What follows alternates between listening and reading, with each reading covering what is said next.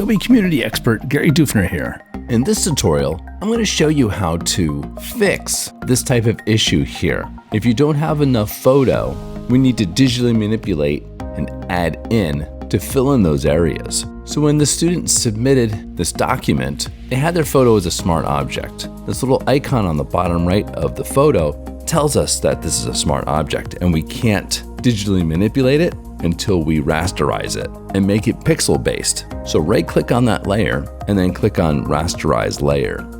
The icon goes away. So let's get the rectangular marquee tool and we're going to select the top of the design. Make sure that you're on the photo layer, go to edit, content aware fill, and then when it fills properly, click the OK button on the bottom right. Command D to deselect that selection. Now we have filled in that area up here, but it's on a new layer, so we need to merge this layer down to the photo layer. Right click and merge down. Now let's do the left side of the photo.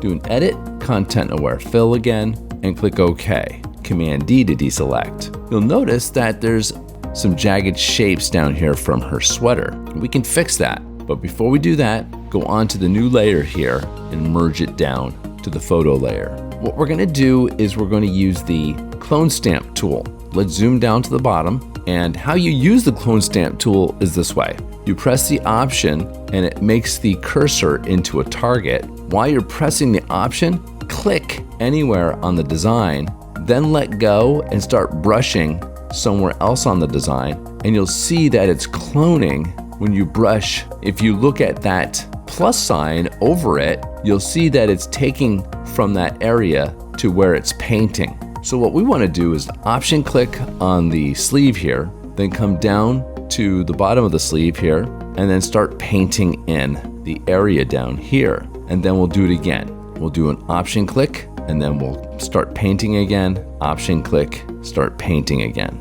And there we go. Let's turn on the rest of the layers, and it looks great.